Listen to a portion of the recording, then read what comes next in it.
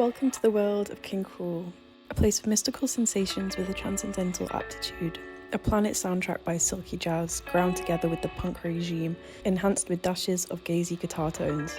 Established under the alias of King Krule in 2011, South London juvenile Archie Marshall is nothing short of a contemporary musical genius. With 4 well-acclaimed full-length albums under his belt, Marshall remains a humble and innovative artist. His niche sound is glowing progressively more sentimental to a generation fueled by existential dread. When the clock struck midnight on January the 1st, 2020, I was surrounded by my closest friends and family. We anticipated a year of self-growth and prosperous opportunities. I, for one, would be finishing secondary school, sitting crucial exams, moving out of my hometown and starting college in a new place. For once in my life, I didn't fear what was to come. I felt secure and almost glazed with a sweet drizzle of optimism and luck, which looking back on, now just feels soured. In the background of my New Year's celebrations, COVID-19 had begun to slip the tongues of a handful of newsreaders on nighttime television. Yet the British nation proceeded to act as if they had a million other more important things to worry about. Other countries had already begun to set out into avoiding a grave number of fatalities, whilst the UK reclined in its gloating commode, naively waiting until the very last minute to prepare for safeguarding. 3 months later, Boris Johnson's tinny pre-recorded voice rang alarm bells in my ears. From this evening, I must give the British people a very simple instruction. You must stay at home. The 18 words declared a national lockdown, and staring right at me now sat a phantom curated of dread, anxieties and fear. Slowly but surely, the essence of average daily life had been drying out, but after that broadcast, the pedestal of necessities had been swiftly kicked from under my feet. The exams I had been endlessly working towards had been cancelled. I'd have no academic focus for 6 months. My place of work had shut down, and I knew that a bout of mental health decay would be heading in my direction. 3 months down the line, I was left riding a mental health plateau with no looming satisfaction from the work I was spending my days trying to achieve. Guilt and melancholia became the only guests I met with over the quarantine period. We dined together over apathetic and lethargic bowls of pasta, while I ardently longed to counteract them with a medium of art that I hadn't yet found. Over in the sidelines, King Krule stood and stared. Marshall's work had always been right under my nose due to a smattering of my friends enjoying his work. Talks of his craft would fill my phone in bouts of addictiveness before disappearing, only for the cycle to restart a couple of months later. When the leading single from Man Alive began to appear in my Spotify daily mix, I instantly understood what the commotion was all about. Marshall's vocals were hypnotic and refreshing. His guitarists were enticing, his presence equally as mysterious.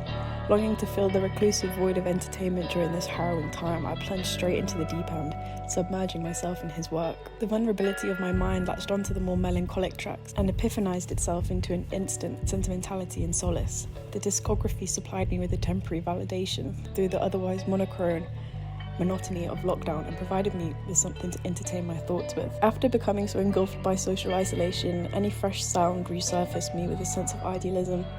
But Marshall's sound was different.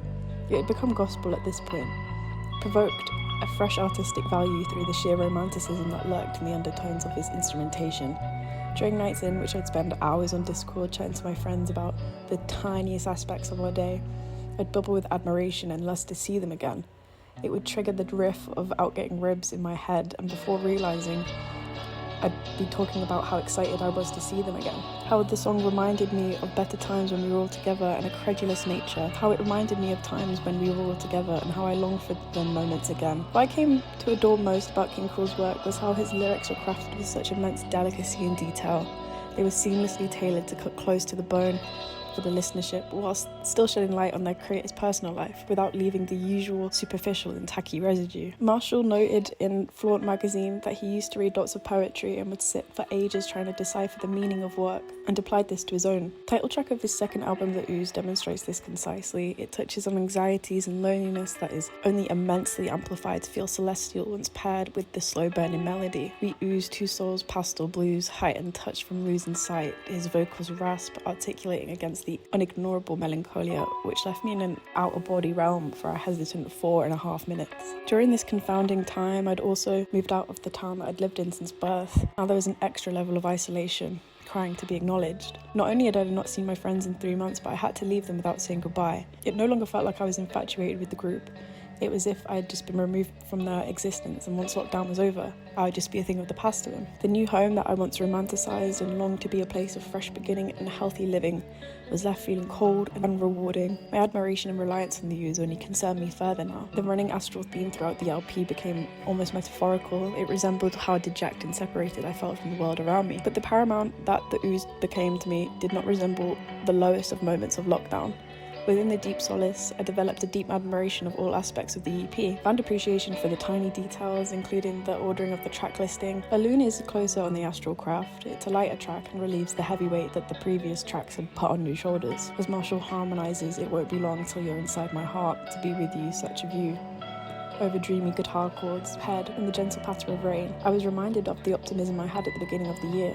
Momentarily, the rose-tinted glasses masked my vision and comfort overcame my body. As an album closer, I think it draws in the overall message of importance of searching for optimism in the darkest and loneliest of times. I was lucky to have found deep solace in the album when I did. In the years to come, I play the album back and I'm reminded of all the niche, intelligible feelings I felt as a result of the quarantine period. Undeniably, the memories I have of my primary interactions with King Krule's work are bitter to reminisce on, but they resemble growth and prosperity through an unimaginably strange time that I lived through.